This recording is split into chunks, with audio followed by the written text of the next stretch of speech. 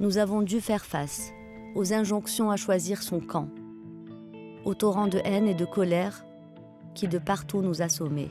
De pouvoir partager notre douleur et notre chagrin sans nous opposer les uns aux autres.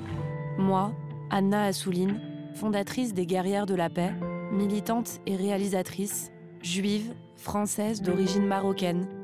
Et moi, Sonia Terrab, membre des Guerrières de la Paix, réalisatrice et militante féministe marocaine de culture arabo-musulmane.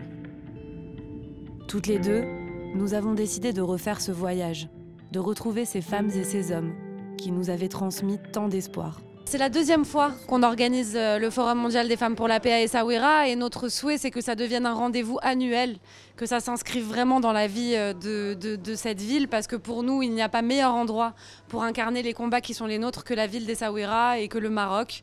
Donc c'était très important pour nous dans un contexte particulièrement douloureux, dans un contexte où on fait face chaque jour à des horreurs, à l'absence totale d'horizon, où on a le sentiment que tout est perdu, que on est tous pris par du désespoir, de la colère. Et c'était important parce que pour nous, c'est une forme de résistance, de faire entendre ces voix, de ces Palestiniens qui viennent de Cisjordanie, qui ont de la famille à Gaza, qui viennent à la fois nous interpeller la communauté internationale pour leur dire qu'aujourd'hui tout le monde doit se réveiller, doit prendre ses responsabilités pour que cette horreur cesse. Pour que, je pense notamment au fait qu'on est dans un contexte aujourd'hui où dans 2 jours, l'Assemblée générale des Nations unies va se réunir à New York. Plusieurs États vont reconnaître l'État de Palestine. C'est un combat qu'on a toujours porté avec les Guerrières de la Paix parce que nous sommes pour la solution à 2 États. Nous sommes pour la reconnaissance de la légitimité de chaque peuple à vivre dans la dignité et la sécurité.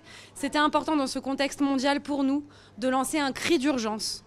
Un cri collectif porté par les femmes, porté par la société civile, porté par des gens qui viennent du terrain et qui viennent nous interpeller, qui viennent rappeler au monde sa responsabilité et qui viennent nous rappeler que même dans l'horreur, même au cœur du chaos, on a besoin de fraternité. On a besoin d'être ensemble, on a besoin de se battre ensemble, on a besoin d'être solidaires les uns les autres parce qu'on sera plus forts et beaucoup plus efficaces qu'en se divisant, en alimentant encore plus la haine entre nous. Et c'est ça aussi le sens de ce forum. Vous savez, nous, et c'est souvent comme ça en tout cas, c'est une manière de concevoir l'engagement à la fois pacifiste et féministe. On pense qu'il n'y a pas plus puissant que l'intime. On est à une époque où une des choses les plus terribles qui nous arrivent, c'est la déshumanisation de l'autre. L'autre n'a plus de visage, il n'a plus de nom. Il est un bloc homogène qu'on essentialise. Et on a besoin de remettre des visages. On a besoin de se rappeler qu'en chacun, il y a une humanité. Et ce film, c'est ça. C'est de remettre dans un contexte de déshumanisation collective de l'humain, des visages, des parcours personnels. Et donc c'est ça qu'on a voulu montrer avec ce film. Et puis aussi, on a fait ce choix, un choix qu'on assume, qui est qu'on est abreuvé tous les jours d'images horribles, de nouvelles qui nous terrifient, qui nous bouleversent, qui nous déchirent. Et on ne les voit jamais, ces gens-là. On ne voit jamais ces gens qui manifestent tous les jours en Israël contre leur gouvernement pour demander l'arrêt de la guerre.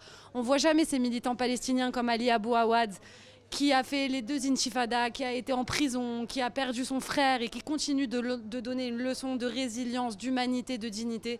Ces gens-là, on ne les voit jamais. On parle à leur place, on parle pour eux, on crie pour eux, mais on ne les écoute pas. Et c'était ça notre souhait avec Sonia quand on a fait ce film, c'était de remettre la lumière sur leur voix et c'était de leur redonner la parole et c'était de porter leur puissance.